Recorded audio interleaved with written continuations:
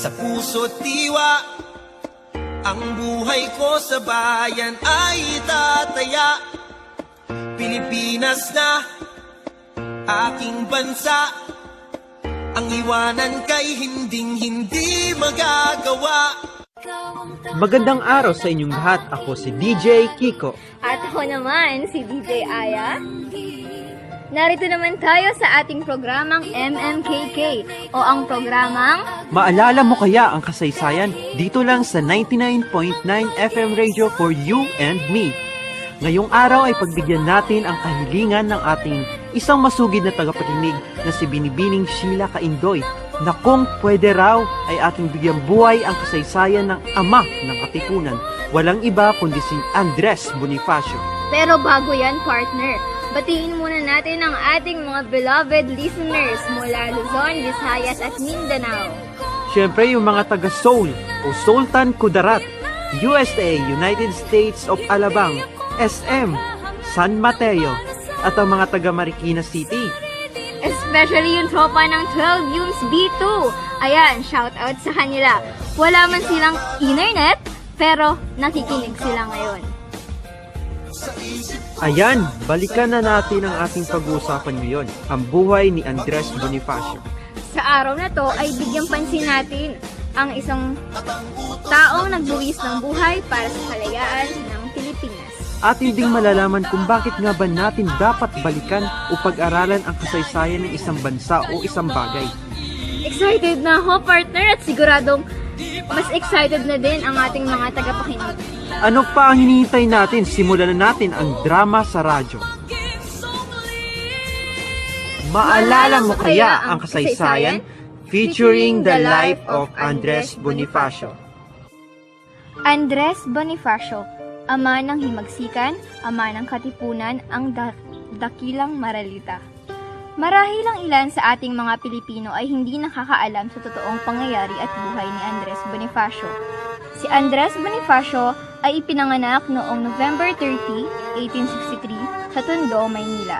Siya ang panganay sa 5 magkakapatid. Nag-aral siya sa Don Guillermo Osmeña, ngunit Mas mabuti pa siguro magbasa na lang ako ng mga libro. Ipapangako ko sa sarili ko na magtatapos ako. Dukha man kami, ngunit kakayanan ko to. Sipag naman ng anak kong panganay, manang-mana sa tatay. Hindi naman po, tay. Naghahanda lang po ako sa sunod na pasukan. Pero kay tagal pa ng pasukan, ilang buwan pang lilipas. Mas mabuti na siguro maging handa, tay. Pero anak, may sasabihin ako sa'yo, ngunit sanay ikay hindi magtampo sa akin, sa amin ng nanay mo. nahinto sa pag-aaral si Andres Bonifacio dahil sa kahirapan. Ngunit sa kabila nito ay nagsikap siya. Natuto siyang bumasa at sumulat, at higit sa lahat ay ang musalita ng Kastila. Ang kanyang libreng oras ay ginugol niya sa pagbabasa. Nagsilbing inspirasyon niya ang librong Noli Me Tangere at El Filibusterismo ni Jose P. Rizal upang itatag ang KKK, kataas-taasan kagalang-galangan, katipunan ng mga anak ng bayan. Naging katulong niya dito si Emilio Jacinto. Kasama din niya sa pakikipaglaban ang kanyang asawa na si Gregoria de Jesus. Ang kinabukasan ng kasunod na henerasyon ay bahagi ng ating responsibilidad. Tayo ang mga nauna. Tayo ang lakas. Tayo na may kakayahang lumaban. Tayo ang makapagbibigay ng kalayaan na nararapat sa kanila. Malaki ang tiwala ko sa iyo, Andres, bilang kasapi ng Katipunan. Pinauubaya ko sa iyo ang desisyon na gawin kung ano sa iyo ang nararapat. Ito ang sandata. Ito ang simbolo ng ating paglaban at lakas. Ilang araw mula ngayon, sa gabi ng 29, sisimulan na natin ang revolusyon. Ilabas ninyo ang inyong mga sedula.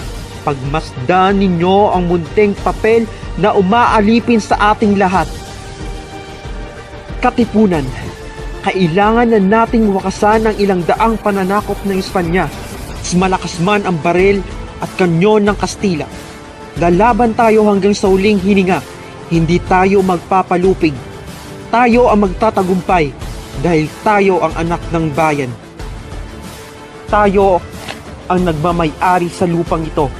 Sa atin ang bayang ito. Punitin ang sedula nyo! Mabuhay ang katipunan!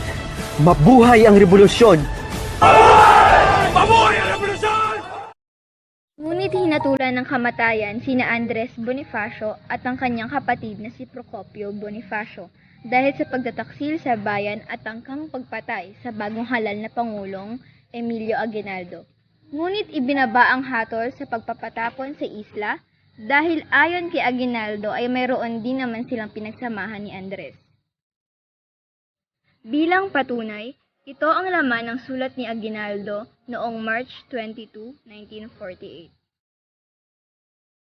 Binawi ko ang induktong iginawad sa magkapatid at inutos ko na ipatupad ang katulan na ibarilin ang magkapatid alang-alang sa kapanatagan ng bayan. Napilitan si Aguinaldo na ipapatay ang magkapatid na Bonifacio, ngunit hindi lang dapat sa kanya isisi. Dahil napalilibutan ng presidente ng mga tagapayo na di hamak ay mas dalubhasa.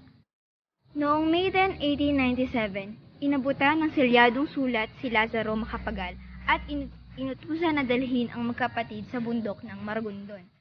Ang sabi sa magkapatid ay itatakas lamang sila sa labanan dahil kinukubkob na ng Espanyol ang lugar. Ngunit sa paanan pa lang ng bundok ay sinabi ni Andres na, Mga Ginoo, kami ay napapagod na sa paglalakad. Maaari bang basahin na ninyo ang laman ng sulat na iyan para sa amin? Masusunod, Ginoong Andres. Ito po ang laman ng sulat. Kayo at mga kawalan na sa ilalim ng inyong kapangyarihan ay inuutusan upang ganapin at barilin kayong magkapatid. Naku po kuyang, ano ba ang pinagsasabi ninyo? Ako ay lumuluhod sa inyo. Patawarin ninyo ako. Huwag niyong patayin ang kapatid ko. Huwag niyo kaming patayin. Maawa po kayo sa amin ni Kuya Andres. Huwag! Huwag! Kapatid! Kopyo! Patawarin ninyo ako! Patawarin ninyo ako! Ako ay lumuluhod sa inyo. Harapan! Nagmamakawa ako. Huwag niyo kami patayin. tumakbo ang Supremo, ngunit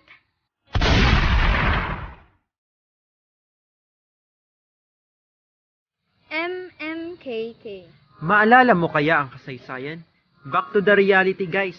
Ngayong alam nyo na ang kasaysayan ni Bonifacio, ayon sa mga dokumentong natagpuan, lubos nating napagtanto na ang kasaysayan ay di dapat baliwalain dahil ito ay kayamanan ng ating bayan. At isa pa, may ibang bersyon ng pagkamatay ni Bonifacio. Ito ay hindi daw siya binaril, kundi sinaksak o pinagtataga ng maraming beses dahil ayaw nilang masayang ang bala ng kanilang mga baril. Ngunit anuman ang bersyon ng pagkamatay ni Bonifacio, ang mahalaga ay naipaglaban nila ang inang bayan. At sila ang nagpapatunay na ang kasaysayan ay di dapat baliwalain sapagkat wala tayo sa ating kinatatayuan kung walang kaugnayan ang kasaysayan. Hanggang sa susunod na pakikinig, ito ang programang Maalala Mo Kaya ang Kasaysayan? Dito lang sa 99.9 FM Radio for you and me. Bye-bye!